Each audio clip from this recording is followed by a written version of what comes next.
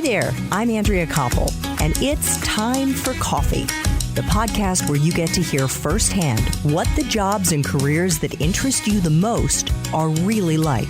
Hey there, Java junkies. Welcome back to another episode of T4C. If you're interested in working in media or communications and you have an insatiable curiosity about just everything, then this is the episode for you. Because my next guest is a speaker development curator at the world-renowned TED, which stands for Technology, Entertainment, and Design. It's a nonprofit devoted to spreading ideas that are usually in the form of short, powerful talks around 18 minutes or less. But before I introduce you to Cloe Shasha, I want to make sure that you've signed up for the Java Junkies Journal.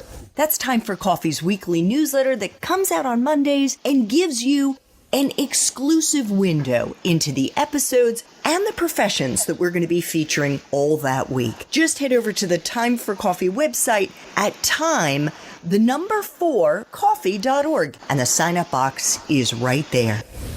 Now, my Java lovers, please grab your mug and take a chug of your favorite caffeinated brew, because it's time for another caffeinated career conversation. And my guest is Cloe Shasha, TED's speaker development curator, who is responsible for finding amazing speakers for the TED stage, for video, and podcast programs. Cloe also oversees TED's pool of speaker nominations that come in from all over the world, and she curates them with an international focus on culture, social justice, literature, and humor. Cloe then works with the speakers themselves to help develop and write their talks, diving deep into their research to better help them communicate their ideas with impact. Among the various speakers that she's worked with include the co-founder of Airbnb, Joe Gebbie, Monica Lewinsky, and the president of the World Bank.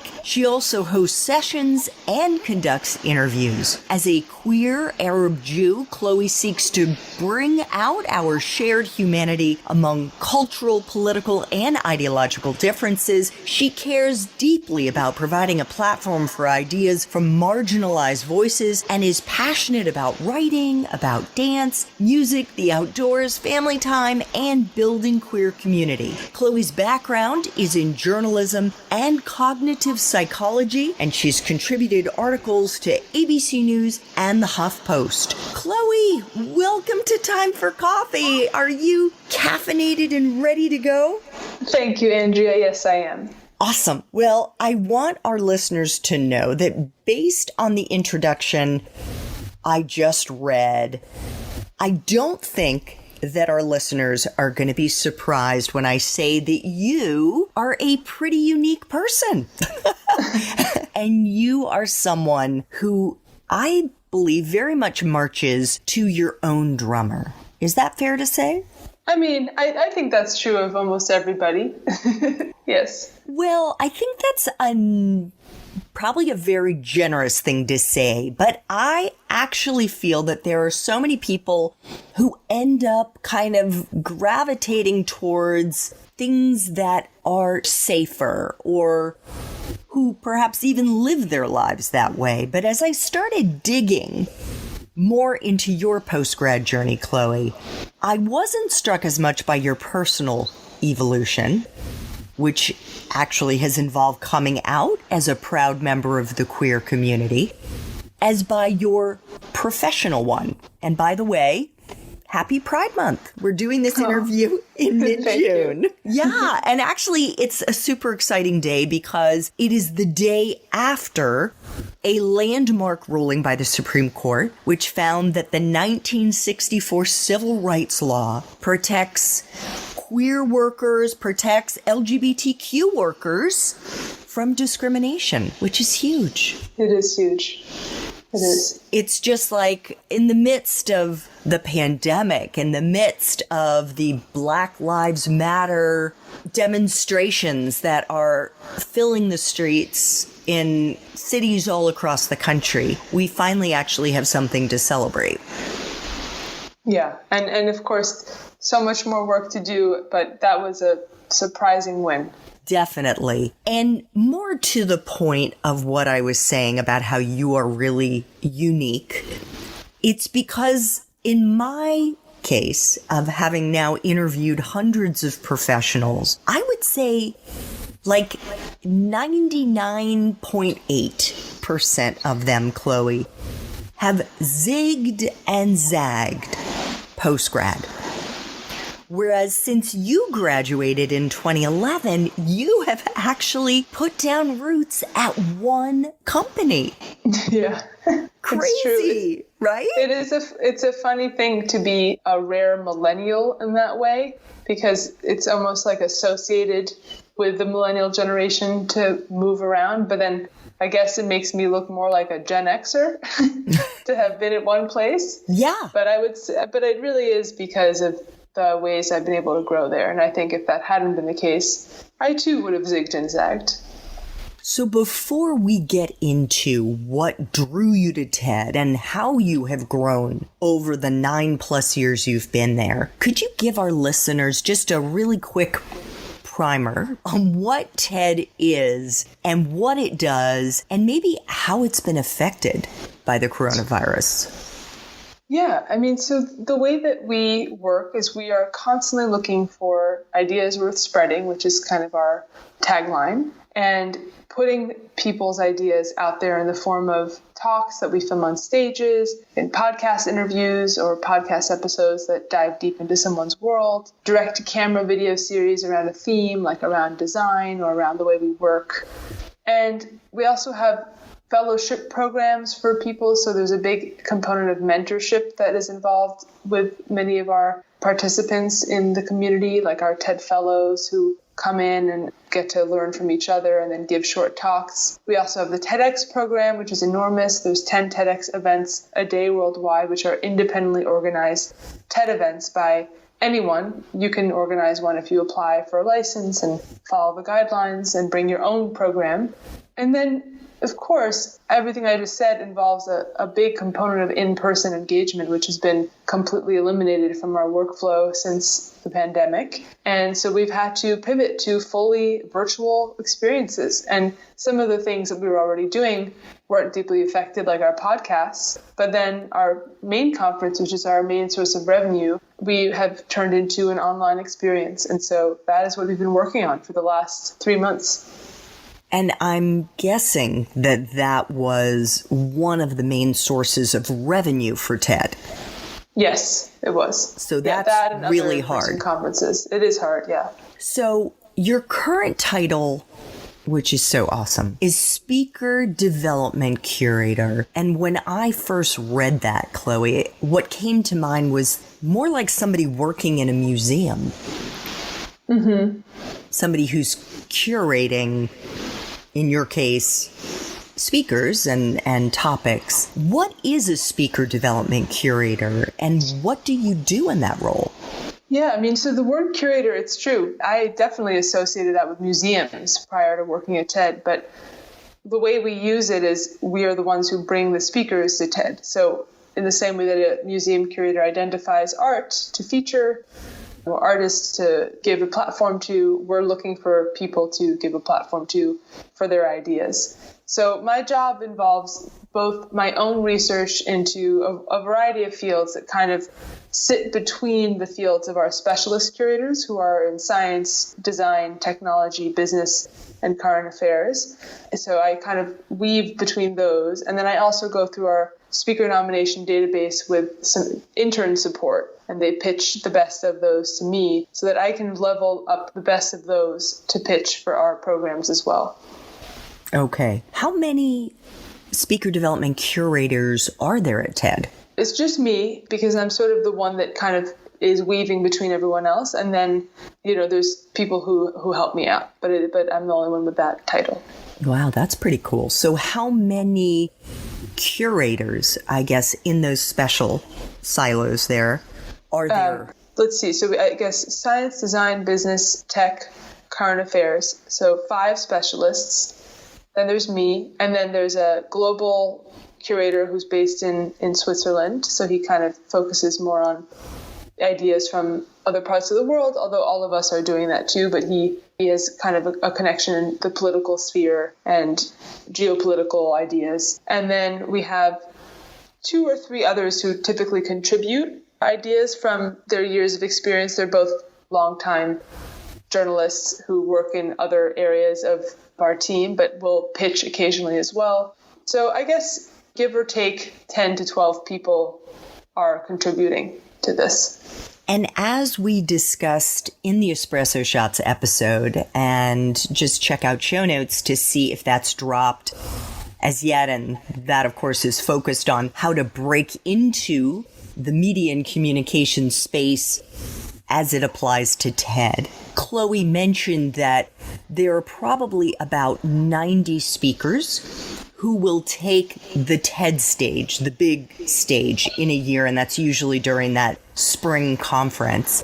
That's a lot of responsibility for you, Cloe, to be the kind of gatekeeper as to who has that opportunity to take the stage.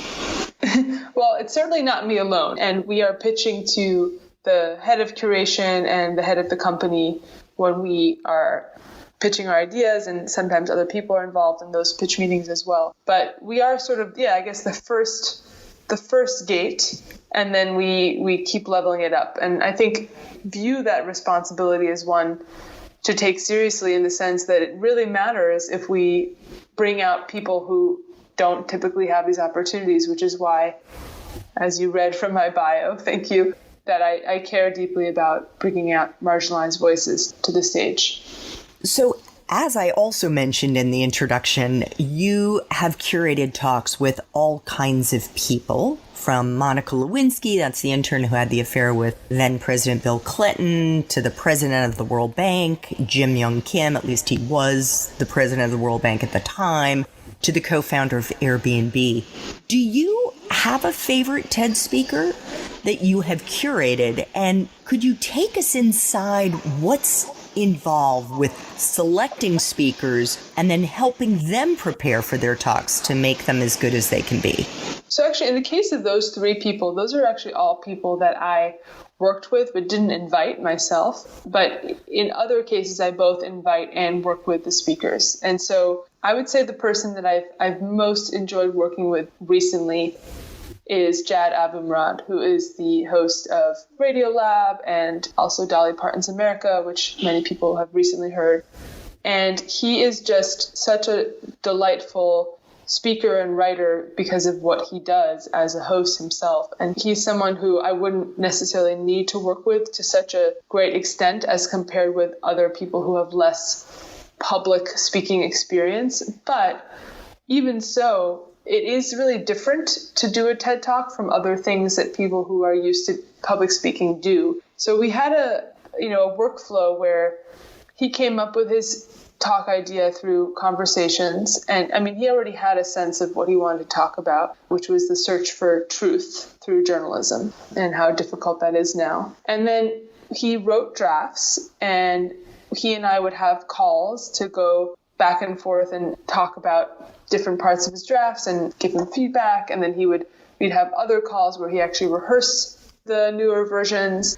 Then he started bringing in visuals, and he had an animator who helped him, and he had graphic design support from other people.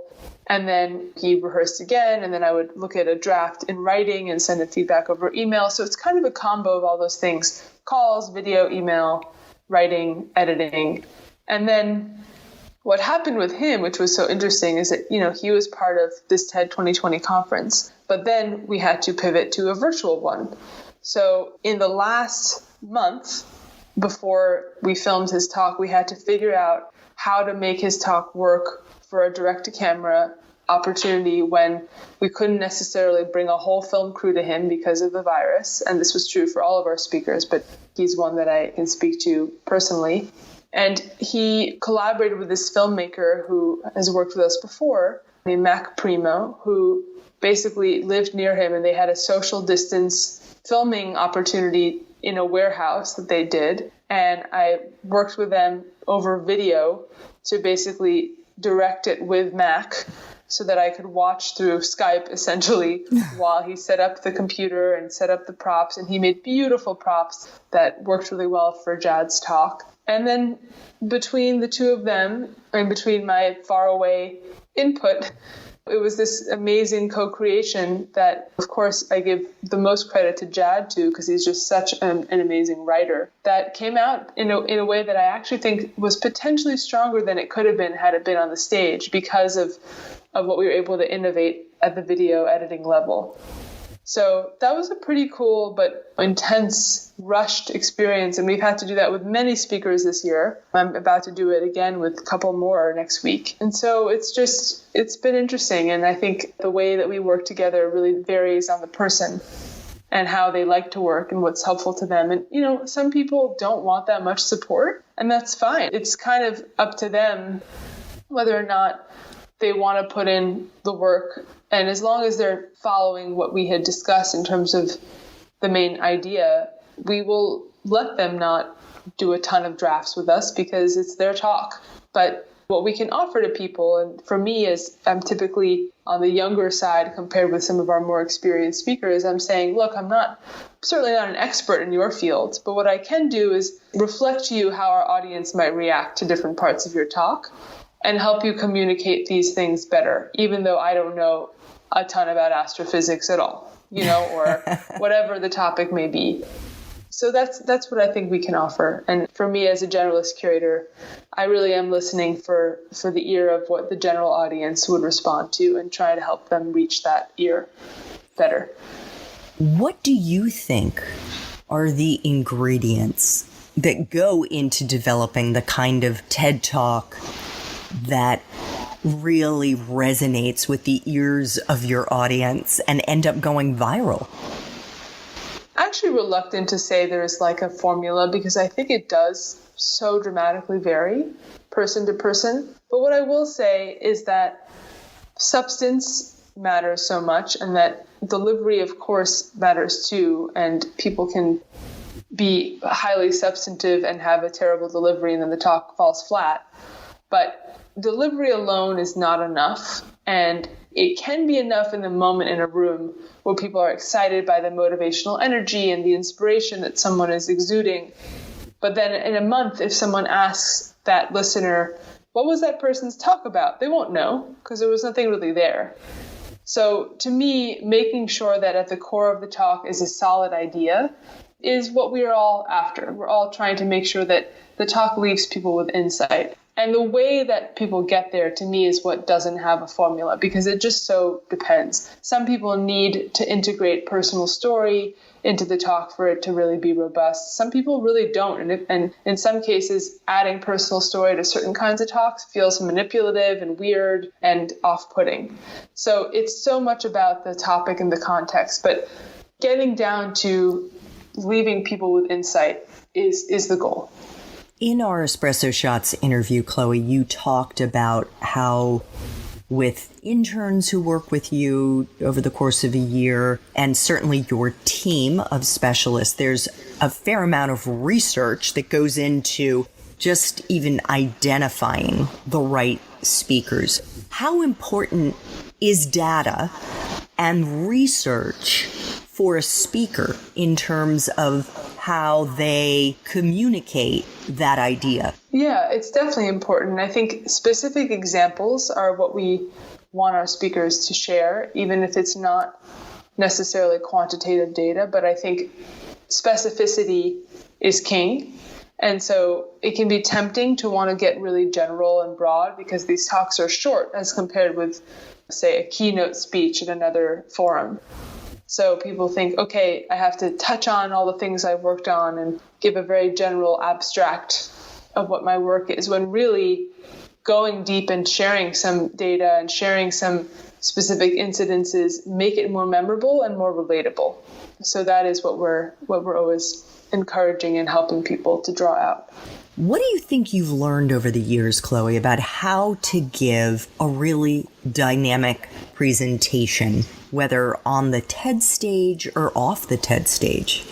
Yeah, I think one of the things that matters a lot is using images thoughtfully.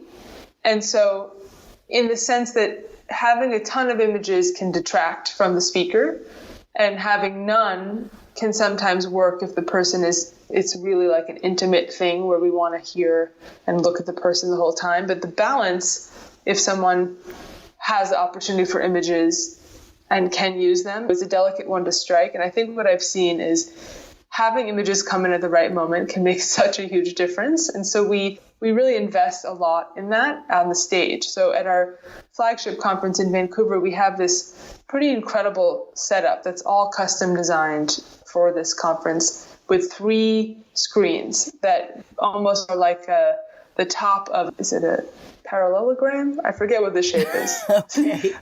The top of, like basically like the top of a stop sign, right? So they're like angled, the top 3 pieces of a stop sign. And then the audience is kind of in a semicircle layered behind that. And the images, when designed for that scale, can be just so breathtaking. We had one of my favorite talks from last year was this woman named S. Devlin, who is basically a stage designer and artist. And she's done incredible setups. And using the images from those stages behind her was just incredible. So I think that the power of imagery is something that I've really leaned into in my time at TED. And then the other thing is making sure that when information is shared that is complex, to take away as much jargon as possible, because industry jargon is tempting to share for people in the sense that they're rewarded for it within their own industry, because it is an indication of expertise and experience and intelligence often.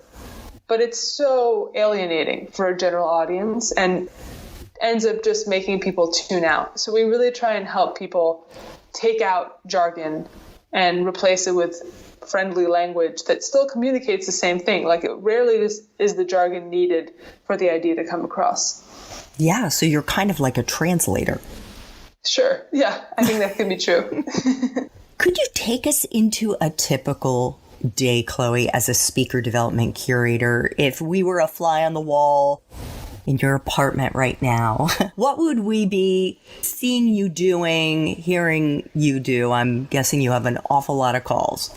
Yeah, well, certainly in pandemic times, since we're all working from home, we actually have a team check-in every morning, which is really quite lovely. So at 9:45 a.m., we all meet up. There's about 22 of us on the curation team doing our various different jobs. And we all check in and just see how we're doing and talk about current events and all the terrible and scary things happening and how we can contribute and talk about that. And then we go into our day, and I work from 10 to 6 on average. I mean, that's our official work day at TED. And yeah, I have a lot of calls with potential speakers. I have a lot of calls with actual speakers who are already confirmed, who are working on their talks. I have internal meetings with people to talk about production of the talks that we're working on. For example, with the talk I was talking about earlier, Jad Abumrad, figuring out how we're going to film it, how we're going to edit it, what the timeline will be. So there's definitely moments like that where we have to discuss process. And then we have meetings to talk about strategy for the future of our curating and the future of our programs. And those are scattered throughout the week. So I also have been better at carving out time for myself lately to really spend time reading and editing scripts from speakers and also researching to find new people. So that has been really helpful in this time without the commute, to actually have more time to do that. And then my interns every week pitch the best of the speaker nomination database that they have found in that previous week. And we discuss those, we watch the videos, clips that they found of them, and read some articles, and then I keep them on an ongoing list of people to pitch for the future. Cool. So we've already alluded to the fact that you have pretty much spent the entirety of your post-grad professional life at TED. What has kept you so captivated over the last 9 years that you've spent there? Yeah, I mean, so I did, at the beginning when I started TED, I was a contractor. So I did actually do a couple other things and came back to TED. Like I had a little stint on the Tedx team at TED, and then I helped launch this startup in Colorado for a summer, and then came back to the curation team. So there were like a few other experiences that I had, but definitely if this is an analogy of dating someone, this has been my long-term relationship, and the other ones were flings. Right. So, and I think what has kept me here is that in some ways, I think that the opportunity to learn about people's lives and learn what they do at such a level that I could actually see the specifics that would make their talk strong, and then use my own love of writing and editing to actually help them communicate that is just, I feel like I can never be fully an expert at that. Like there's just so much to learn constantly to do that better and better. And I mean, I definitely have accepted that technically I am an expert because I've been doing this for a long time, but I still feel that I have so much to learn, and that drive for me has kept me here, as well as the people, because I have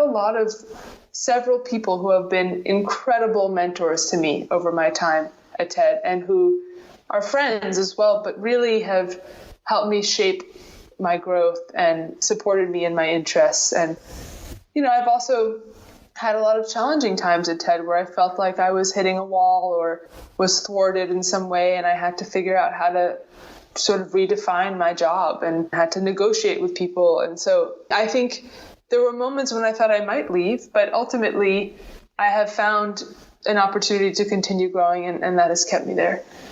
What do you think are the upsides of staying put in one organization, of staying within a single company? So I've been thinking about this a lot recently, because in some ways, being at a place for a long time has downsides in the sense that you can't necessarily see what needs to change.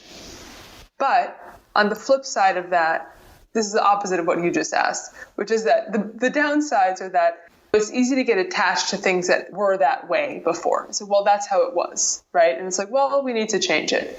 And so adapting to change can be more shocking, and then we just do it eventually. Whereas people who come in fresh can often offer, why are you doing that way? That isn't necessary, right? And then suddenly something is made more efficient. Mm-hmm. So that is something that I really value of all the people who have joined over the years, who have helped change the way that we do things. But what I feel really grateful for in terms of my time there is that it feels like with every year that I've gained more experience there, I spend less time trying to navigate the distractions because I'm less distracted, right? Like I'm very rooted there. So I'm able to actually focus quite deeply on the work I'm doing because I already understand a lot of the other things that can get in the way, right? Like, oh, how do I talk to that team? It's like, well, I know how to talk to that team, so that's fine. So I'll do that when I need to.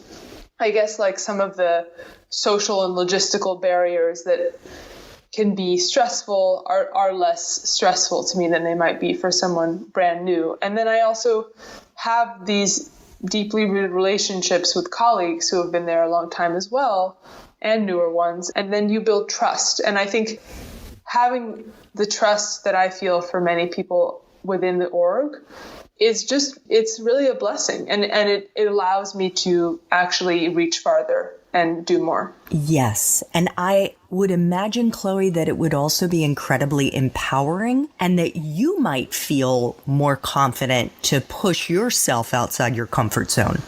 Yeah, I think that's true in some ways. And I think in other ways, like I was saying earlier, because I have unconscious attachments to things that just have been the way they have been, I don't always think about how to stretch outside of the way that things are. And so that is like a constant balance to strike and a push-pull dynamic that I navigate. Absolutely. And there is a wonderful story that one of your best friends from Middlebury shared in an online article about you that I read. And in it, she recounts how you founded Tedx at Middlebury in 2010 and produced the first live stream Tedx at Middlebury. And I think this is a great example of how when you follow your interests and when you listen to your heart, your brain, sometimes serendipity happens. Mm-hmm. And you ended up getting an all expenses paid trip Yeah. out of that because a Middlebury grad from even before when I went there in 75 happened to hear that first live stream Tedx at Middlebury, actually when he was in some foreign country. Yeah. Right? Yeah. Yeah. And he reached out to you. Yeah. I mean, he was involved before that too. Like he was a supporter of other extracurricular Middlebury programs and was aware of this TEDx Middlebury event happening. And so, he was loosely tied to the event throughout the process, but he really changed my life by inviting me to go to that conference. And he wasn't at that one. He was at a different one. So I went there all on my own as a college senior in the spring. And that is where I met the woman who ended up hiring me at TED after I interviewed a few months later. Unbelievable. And 10 years on, TEDx Middlebury is still thriving. And there's actually a shout out to you on the TEDx Middlebury website. There is? I don't even know that. Yes. It talks about how Chloe Shasha founded TEDx in 2010. Wow, that's very sweet of them. I will tell them you can take that down since it has grown so much since then and become such a better program. Very sweet. Well, I think that is so cool to think that while you were in college, you started something so powerful that is still not just there, but as you said, thriving and has grown so much since you started it. What do you think the takeaway is for our young listeners, Chloe? Well, I do think that there is, like you said earlier, a combination of serendipity and ambition involved in so many parts of our journey. And I think there are definitely moments when we put a lot of effort into things and it doesn't become fruitful and it's very disappointing. But that ultimately, just because that pattern happens a few times, that it doesn't mean it will continue to happen, and that getting that same energy up for other things, it really is about what we put in terms of what we get out of it, and that creating opportunities when there's a space for it by asking if something can be supported or asking if you can start something or applying for resources to do the thing if you're still in school and can apply for grants. Like all those things add up. And I do think that they snowball into opportunities later if you're open to them and if timing works out, which is the serendipity part. And if, you show your credentials that allow you to try out those new opportunities. Love that. You've alluded, Chloe, to the fact that it hasn't always been like super smooth sailing for you at TED, that there have been challenges. And I think that's super natural for everyone in their jobs. I mean, you grow, you hit road bumps, you may hit a roadblock even. I try to ask all of my guests, Chloe, to share a time in their professional lives when they struggled as a way to really empower our young listeners and comfort them to know that even someone who is at a company like TED, at a position with so much seniority as you have right now, you have still had times when you struggled. So could you share a story with us around a time when it wasn't super easy? Maybe you even experienced the imposter syndrome, which is really common among type A women. But most importantly, how you persevered and a lesson that you may have learned in the process. Well, there's so many moments, honestly. It's hard for me to think of which one to tell as a coherent story. But I will say that The first time that I curated a program completely on my own was this program that was a salon event. So not a super long one, but 7 or 8 speakers in our TED office theater. And I felt I'd been curating for years already, but always with the team and with a second reader. We have a whole system where we have a first and second reader for each talk. And for this one, it was one of those projects that kind of was like, oh yeah, Chloe, why don't you take this on? And you'll be fine. You'll do it. And the truth is I wasn't fine. Like I needed support. I needed second readers, as we now have for everything.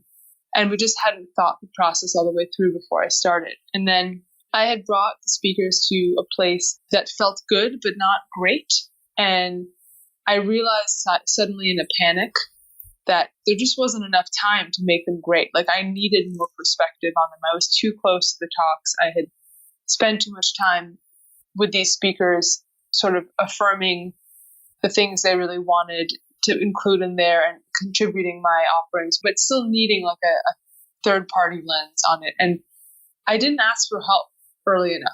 I just didn't think that I could. It seemed like everyone was too busy, and we were also busy, but what I do reflects what we all do. So I should have asked for help. And then some colleagues of mine got involved, and it was like a come to Jesus moment where my boss was like, look, these are not ready. And I was like, I know. I haven't been able to get support. Like I just didn't know I could ask. And she's like, you should have asked. But she also said, but I should have helped you. I should have offered it. And for about, I don't know, maybe 10 days, I was like on a rapid fire editing spree with all of these people, getting support from a couple other readers and transforming these talks in time for when they would come on to the stage. And it worked out, but it was incredibly stressful. Like I felt like I had failed, like I had both not gotten the support I needed, but also was too cowardly to ask for it, and that I was going to represent our team badly, and that I hadn't done my job correctly. And really it was just learning how to say when you need things moment, as well as growing. Like I kind of needed that experience to know when I hit like the edge of my own ability to improve something and need another perspective. Because it's just really hard when you build relationships with people and get close to their content to continue to see how they need to be edited. That was a big turning point for me. Thank you so much for sharing that. I can tell you, oh my gosh, so many stories, Chloe. The biggest one would be when I came back from being a foreign correspondent in Asia and was promoted to be the State Department correspondent for CNN. And I never asked for help. I never said I didn't know what I was doing when I had no clue and I was way in over my head. Yeah. And my fear was if I admitted I didn't know something, that somehow or another people would be surprised and then might think less of me. Totally. As opposed to it being like almost an open secret. And I feel like I was the one, in my case, who dropped the ball because I was afraid to let down my mask. So thank you so much for sharing that. Final T4C question. If you could go back to Middlebury and do it all over again, but based on the wisdom you have now, what advice would you give yourself? It's so funny you ask this because I've been actually thinking about this and talking about this a lot recently, because I do have some regrets about how I was too fearful to take certain courses. And I really regret that I didn't ever take a philosophy or a religion class. And I think I didn't take them because I felt like, oh, I have to read so much and I'm going to have to write such long papers, and I already have papers and reading to do for other classes. Like I'll take other things that don't require such deep reading on top of what I'm already doing. And it's exactly those fields that I wish I had more knowledge in, just because they provide such a good foundation for, I think, common sense and give context. Like religion is such a context for so much of what's happening in the world, and it also goes so deep into history, which is so important for everyone to understand. I basically feel like I didn't take courses in my particular case that intimidated me because I didn't want to get bad grades. And that's something I regret because I just think that matters so much less than what I actually took away from my classes. Easy to say now, in the position I'm in, that grades don't matter as much as I thought. And it could be not true for everybody. Like some people applying to graduate school, their GPA does really matter. But like, I just wish I had been willing to accept some lower grades in exchange for really going deep into something that I was not familiar with. So that is probably my biggest academic regret. And then socially, I think I wish I had, or just outside of classes, I feel really great about how many things I tried, and I would do that again. Like I did so many extracurricular things and I built beautiful friendships, but I also wish I had just spent more time with kids from other countries, and we had such an amazing international student body, and I just didn't really end up connecting with that many kids from other countries, even though I myself grew up partly in France, and there were other French speakers on campus, and I just kind of stayed in a very American sphere. So I think that would have been a cool thing for me to expand my horizons a bit and learn more from other people. Oh yeah, what great advice. Chloe, I want to thank you so much for making time for coffee today with me and the T4C community. Of course. What you do is so interesting, and I can totally see why you have been someone who has been more content. And I don't mean it in a sense of like lowering your standards or not being ambitious or anything like that, but how interesting your company at TED is and why you would be so challenged there and feel like you're growing. And just really thank you so much for being so candid and sharing so much about your experiences there. Well, thanks so much, Andrea. Really appreciate it. Thanks so much for listening to Time for Coffee, where the professionals in the jobs that most interest you always have time to grab coffee 24/7, no matter where you live. I have one quick favor to ask you. Remember to rate, review, and subscribe to Time for Coffee. Thanks so much.